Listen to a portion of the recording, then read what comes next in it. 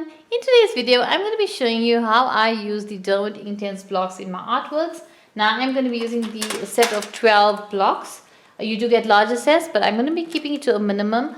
Just a quick disclaimer, I'm not sponsored for this video. I've purchased this myself years ago, and I'm just using it, and I want to share my tips on how I use it with you, that maybe it can help someone out there, or maybe it'll bring something new to your eye, then you'll be interested in trying out. So I was very excited when I got these, so I just want to pass that on. So back to the video. I'm using this limited set. Now I'm going to be working with my sketchbook. I'm going to be working in my sketchbook. This is my Hanamil nostalgia sketchbook. It's not really meant for wet media. It's meant for ink and for graphite, and you can use dry media in it, but it's not actually meant for wet media, but it's meant for normal ink like fine liners, and you can use normal ink, but I use it for watercolors, gouache, acrylic, color pencils, anything. It works fine. So I'm just using this one over here.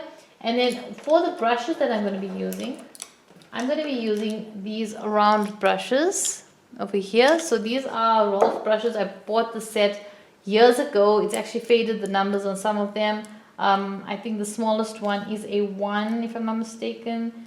Second one, I can't really see. It could be a 5, and then this one could be well, it's not could be, it is an 8. So these are the brushes that I use a lot for ink. I usually have separate brushes for all my different mediums. So if I'm using oil paints, I got different brushes. Acrylics, I got different brushes. For gouache and watercolors, I've got a different set of brushes. And then for my ink, this is whether it's acrylic inks or drawing inks, calligraphy inks, or my Inktense, I use these. That's not including the paint pan sets. The Inktense paint pan sets, I use my same watercolor brushes that I use for watercolors, but this I use for ink strictly. So I like to separate my brushes. And then also I've got my water. This is my water cup, and I've got a paper towel. It's very important to have a paper towel because we're going to be removing a lot of the excess of water on there. So I'm going to start with showing you or explaining to you some of the techniques, or the techniques that I use, and then I will show you all the techniques on a drawing. I'm going to be doing a drawing of a tulip, so you'll see me using them. So one of the ways you can use them is you could use the block directly on the paper, and you can either layer one color down, blend it with your brush, and then after blending it with your brush, you can let it dry completely, or use a hairdryer to speed drying time, and then use another color and then go over it. Or if you want to blend colors, you can put all the colors using the sticks, put them all on paper, and then blend it together and let it dry. And then after you're done with that, if you do want to add final details, you can use this plane over the drawing that you've already done, and you don't have to blend it if you don't want to. That goes for whether you're painting down or whether you're using the blocks. The next way that you can use these is directly by applying the paint or applying the water with your brush to these blocks directly, and then applying it to the paper like you would a watercolor pan or paint pan set. You would usually wet it and then get the color you want and then apply it onto paper. Now that is a good way for you to get a lot of different colors, because you can blend the different colors. So you can mix colors and you can get different colors that you want, or different values, whatever you need. You can mix them by doing it that way, and then you can get a variety of colors. Or if you do have a larger set, you have that choice of variety of colors. But I see that even with the larger sets, sometimes you still need to mix colors. So it's nice to learn how to mix colors, so that you're able to mix whatever medium it is, you're able to mix the colors and create your own colors, or colors that you need for your illustration. It is handy to have a white Inktense stick. I would have liked to have one white one just to create more pastel shades, but this 12 set does not come with one. So I'm going to just use these colors, and if you want to lighten the colors up, just use more water, and if you want them to be darker, then you use more of the pigment of the blocks. So now let's go and start the painting. Now I'm just doing a simple tulip, nothing really complicated, and I'm going to show you the different techniques. I'm starting off with a flower. Now using a set like this, I would highly recommend swatching out your colors. I do swatch out all my supplies, whether it's watercolors, gouache, color pencil, inks. I swatch them out so I've got a reference for them. So these are the swatches for all the pencils, but for this set, these are the swatches. So you can see from here, this is what the colors look like on paper. Now I use regular printer paper for this, but these are what more or less the colors are going to be like. By having a swatch, it makes it much easier for you to be able to decide what colors you're going to use and which colors you're going to mix. Just if you'd like to know, this is what the 72 set colors look like, if you're curious to know about that. But yeah, I highly recommend keeping a swatch of all your colors. That just makes it easier when you are painting, then you know which colors to mix and which colors you're going to use, because you already know what colors they are. So now when I'm going to be working with these, I'm going to just wet my brush. After wetting my brush, I'm just going to get in some, so I just want to get you more closer. So I'm just going to wet my brush and I'm going to get some pink. Now there isn't a actual true pink, it's more of a magenta that they've got here. So I'm going to basically be mixing colors to get it to a more pink color. Now I will recommend that if while you are working, try to keep a scrap piece of paper just so you can test out the colors that you are creating, and so that you can see what are the colors that you are making, if they are the color that you want, because it's hard to see in these little wells what colors you are creating. But I highly recommend trying that out so we can get some nice colors. So like I said, the more water you add to it, the lighter it will be. So I'm starting off with the lighter colors. Remember, with ink, it's advisable to use the lighter colors first and avoid spilling like what I just did now. But yeah, it's better to use the lighter color and then go darker as you work with your painting. So I'm starting off with the tulip. Now this is not a true representation of the colors of the tulip, but I'm trying to just get a very light value for the tulips, because we're going to be, I guess I could add a little bit of yellow. Don't know if that will work. Yeah. Okay, so I'm just basically layering in the colors. I'm not really paying attention to what the colors are. I'm just trying to get a light value of the pink, just so I can layer it in, and then we are still going to come in with other colors. Now remember, I am keeping the brush strokes quite messy. I'm not too worried about it too much, and I'm keeping it in the direction of the petals, so it will still have its look of being a tulip. And then also another thing to remember is that when you are working with these paints, bear in mind that while they are wet, you can still blend them to an extent. So you can still blend them if they are wet. So now there's a little hint of yellow. You see, this is where I'm going to be using, now you saw me mixing colors to get the pink. Now I'm going to be using some of the yellow just straight like that. Just a little, just to create that yellow at the bottom. Okay. And then while it's still wet, I'm going to just rinse out my brush, and then I'm just going to, lift up some of that yellow into the rest of the painting. And like I said, you can see from these marks that I've done on the paper by mistake that it's quite permanent, the color, once it goes down. So you're not going to be able to shift it or move it or blend it again.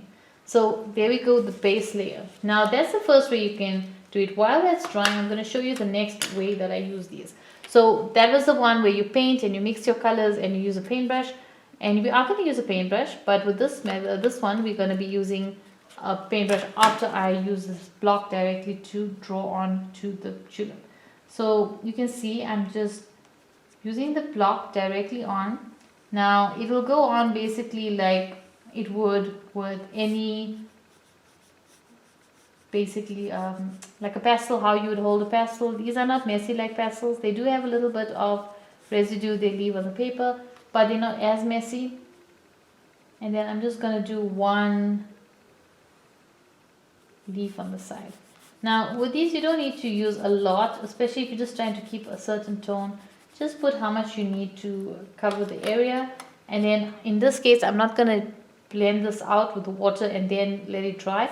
I'm going to go in and I'm going to start adding some of the darker green over this, because I want it to be a bit of a blend. So I'm creating the shadows as well. As you can see, I'm just using this darker green for the shadows, and you can see I'm just taking some of that into there, and then also into the flower itself. So there we have this method. Now I'm going to be using the smaller brush, the middle size brush, just to dabbing off excess water. You don't need a lot of water. In fact, you shouldn't have a lot of water when you are doing it, blending this in, or using water to blend in the blocks, because it can cause pooling and that can cause a problem. So I'm starting off with a lighter color. I recommend starting off with the lighter color first. That way you can get a feel for how the blending is going. But you don't need to work very quickly. But I would say that you got to keep quite a good speed with working with these, depending on your climate conditions or weather conditions when you are working with these, because they do tend to dry quite quickly if it's very hot.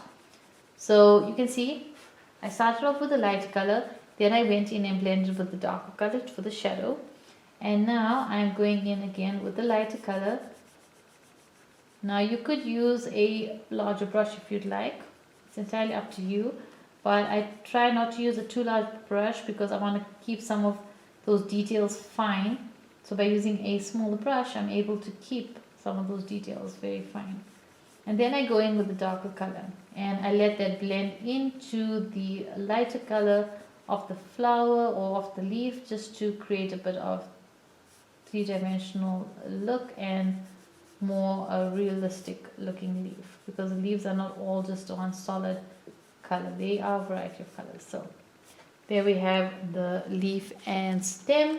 Now I'm going to go in and work on the flower some more. I'm going back to my switching to my larger brush again, and now I'm going to go back in and I'm going to use some pink. Now I don't have a darker pink that I could use on the flower, so I am going to have to still mix my colors like I was doing earlier on, and I'm going to have to just mix them up till I get a color I'm happy with and work with that. So I'm not going to be using that's already, I can't use with this set the colors that are on there because it's a very magenta color and we need a more pink color. So now I'm going in with the center and I'm going to just basically do each petal. I'm trying to keep in those edges. We want those edges to be clean so you can see where each of the different petals start and end. And I'm going to just do the same for these ones. And then I'm also going to try to keep some areas darker and then also retain some of that underpainting for some. So once again, remember, you're not going to be able to reactivate this paint. So once you add a color, make sure that that is the color you want, because you're not going to be able to go back and redo it or add a bit more of a tone to it. Now, mixing colors can be challenging, but it's not something that's impossible. You just need practice and patience. You will get it right as you work with your paints and your drawings and working with the different mediums. But like I said, sometimes it's a little more challenging, but it's a part of the learning process. It's part of being an artist. Now, while it's still wet, I could have waited for it to dry completely, but I want to just define some of this a bit more, and so I'm just working in it while it's still basically still wet. They're gonna blend out a lot if you're using them while they are still wet. So you can see as I'm going over it, it's disappearing into the previous layer. So just bear that in mind when you are trying to create a painting where you are overlapping colors or where you're trying to work wet in wet. You're gonna get some blending, and I highly recommend just trying it out and experimenting and seeing for yourself what works for you. But for me, this is what I do. So I just want to share that with you so that you can see how you can use these, and it's a very handy medium to have, especially if you want to do paintings and you want to, or drawings and illustrations. I've done a series with the pencils, Animal Habitat Art Series. If you haven't seen that, you can find it on my channel. I've got a playlist with all the different ones I've done, and Yeah, so basically that's it. You can see I'm layering in the colors and I'm keeping them a little darker as I'm going through it, just to, keep the division of the different parts of it so that it looks a bit more realistic. But basically that is how I use my Inktense. And you can use it more solid if you want to. You can use it more transparent depending on what you want to do, because you can get these to be quite transparent if you want to. And entirely up to you what works for you and your techniques and the look that you're aiming for. So I highly recommend trying out different techniques and seeing what you enjoy using and what works for what kind of art you want to make, and you will definitely find the one that works for you. So you can see now I'm just adding some final lines. Now with this I'm not using a lot of water. I've got very little water on my brush, and I'm just basically mixing in the colors on the blocks themselves. So I'm like taking, with a damp brush, I'm just taking some color like that, and I'm just going over the flowers like that, just to create a bit of three-dimensionality to them and give them a bit more details, and yeah, just make it look a bit more realistic. You can see I'm working very quickly, just trying to capture quickly all the petals, separate them from one another so you can actually make out which one is. If you want to create a background onto this tulip, all you could do is, it can work similar to watercolors in certain respects. For example, I think, let me show you. I'm going to keep it a very neutral background. So we're going to have a very sort of a gray background. So I think the best way to do it, if you want that kind of a look, is to, one, you're going to wet your paper. But before we wet our paper, I'm going to create some colors here. So I'm going to use the gray that's in the set. It's there isn't a black in this particular set, but I'm going to just get some colors out, get a whole lot of water, because remember we are going to be using it sort of like watercolors, so you need to have a lot of water if you want to create a look like that. And then I'm going to just put a wash.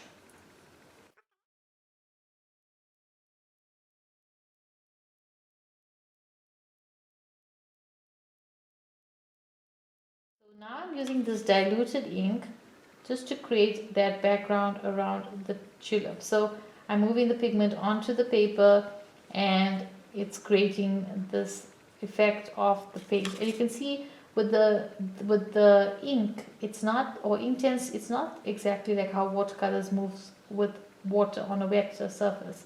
It does work, it does blend, and you can create a wash of color.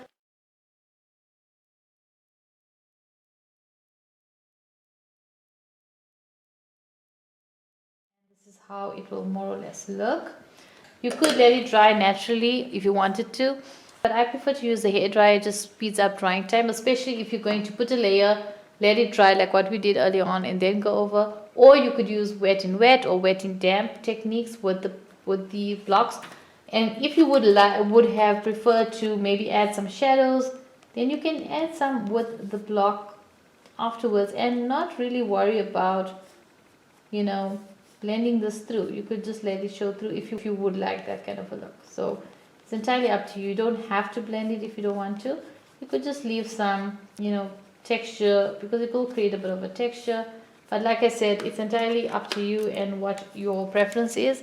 But you could use the blocks directly on. So remember, just to recap, you can use these directly with the blocks on paper and then blend them together, or put a color down, let it dry, and then put the next color down. I wouldn't recommend putting the blocks directly into a wet paper, because you can get some really harsh lines that when you draw onto the wet paper, it'll cause, and you're going to see that through to your final piece. So I wouldn't recommend that. But I'm not too happy with that look of that leaf. I want to blend it in. So I'm just going to quickly take a brush and just blend that in. That's entirely up to you if you want to do that, but I just prefer that. I think it looks better. But you can, it depends on what it is that you are drawing. Sometimes the drawing calls for more texture and a little bit more of texture to the whatever it is, a flower or leaf or animal that you're drawing, whatever it is. And you may need that extra look. So then you can go over, once it's dry, you can go over with the block over those areas and let that show through and not blend it, and you can have that as your final touches. Like if I had the pink for that, I could have used the pink to create those lines and patterns on the petals of the tulip, but because I don't have that color in this particular set and I would have to mix it, I would have to use it as paint and not use the blocks directly. But that is how I use my Inktense blocks, and I hope that you found this helpful and that you can give it a try, or if you've got them, try them out and use these techniques, or consider trying them. I really love Inktense. They're really one of my favorite mediums to use. So I just want to mention that I do have a Patreon as well. So if you'd like to see any other art videos that I put up on Patreon, which are more slowed down or real-time versions, and I exclusive to Patreon as well as other Patreon rewards that I offer, then you could consider checking out my Patreon. It's in the link down below. You can check that out if you think you may be interested. But I guess that's it for this video. Thank you so much for watching. I hope you've enjoyed it. I hope you found it helpful. If you did, don't forget to give the video a like and a share. It really helps the channel out. Feel free to leave your comments down below in the comment section. And if you'd like to see other art videos and any other art inspirational videos that I put up on my channel, then you could consider subscribing so that you don't miss out on my next upload. So I guess that's it for this one. Thank you again so much for watching. Till the next one. Bye.